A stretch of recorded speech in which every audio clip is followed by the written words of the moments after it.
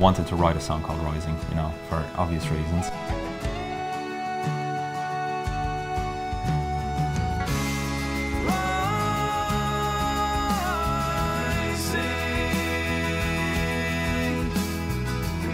I always had the idea that this would be the first song on the album. The songs are, in the order that they are on the album, are pretty much chronological.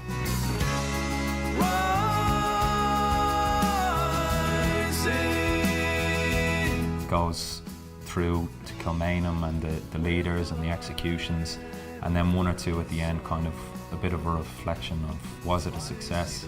Looking back, is this what they fought for?